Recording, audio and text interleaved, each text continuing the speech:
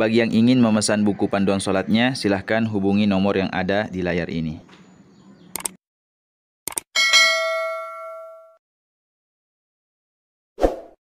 Bismillahirrahmanirrahim. Assalamualaikum warahmatullahi wabarakatuh. Alhamdulillah wassalatu wassalamu ala Rasulillah Sayyidina Muhammadin wa ala alihi wa ashabihi ajma'in. Amma ba'd. Ja'alana Allah wa iyyakum min ahli al-khair was sa'adah fid dini wad dunya wal akhirah. Amin. Allahumma amin. Sahabat beriman dimanapun anda berada, semoga Allah Subhanahu wa ta'ala senantiasa merahmati kita semua dan menjadikan kita orang-orang yang beruntung di dunia maupun di akhirat. Amin. Allahumma amin.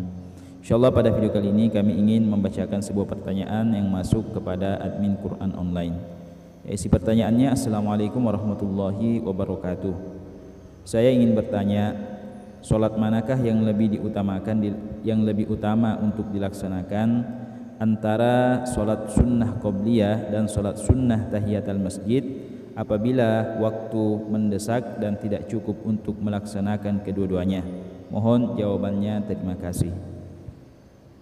Ya, jadi saudara yang bertanya ini, yang ditanyakan manakah yang lebih utama antara sholat sunnah yang diutamakan antara sholat sunnah qobliyah dengan sholat sunnah tahiyatul masjid. Ya, saat kita masuk masjid, ya, sedangkan waktu sudah mendesak, ya, tidak cukup untuk melaksanakan kedua-duanya. Maksudnya tidak cukup untuk sholat qobliyah, sholat sunnah tahiyatul masjid dan sholat sunnah qobliyah.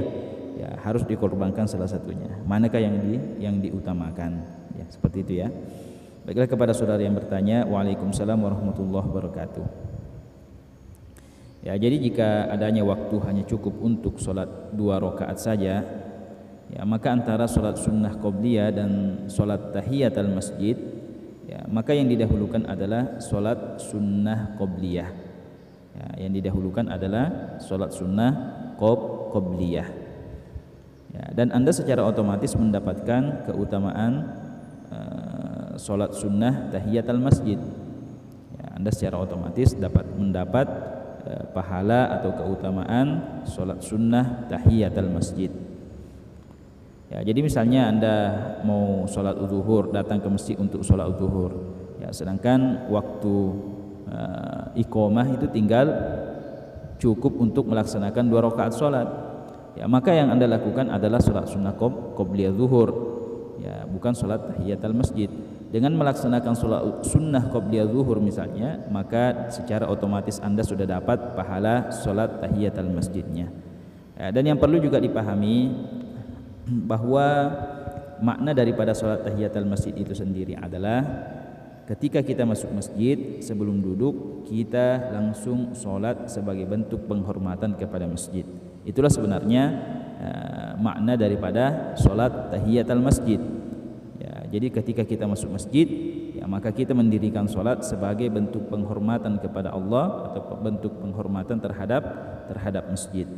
Ya, jadi sholat apa saja yang anda lakukan ketika pertama kali masuk masjid, maka sholat yang anda lakukan itu terhitung sebagai sholat tahiyatul masjid meskipun tidak diniatkan tahiyatul masjid. Ya, kalaupun ternyata anda masuk masjid dan imam sudah sholat fardu, ya, sholat fardu sudah didirikan, maka yang anda lakukan adalah ikut sholat fardu bersama imam, ya, dan tidak usah niat sholat sholat sunnah tahiyatul masjid. Ya, begitupun tidak usah niat saat anda sholat fardu, tidak usah niat di dalam hati untuk tahiyatul masjid, tidak boleh. Ya, dengan melaksanakan sholat fardu saat anda masuk masjid, secara otomatis anda sudah dapat pahala sholat sunnah tahiyatul masjid. Ya, jadi demikianlah jawaban kami kepada saudara yang bertanya, bahwa yang anda dahulukan adalah sholat sunnah qobliyah. Ya, dengan mendirikan sholat sunnah qobliyah, anda secara otomatis sudah dapat pahala sholat sunnah tahiyatul masjid. Ya, demikianlah jawaban kami, dan silahkan kunjungi video-video kami yang lainnya yang ada di channel ini. Semoga bermanfaat. Lebih dan kurangnya kami mohon maaf. Wassalamualaikum warahmatullahi wabarakatuh.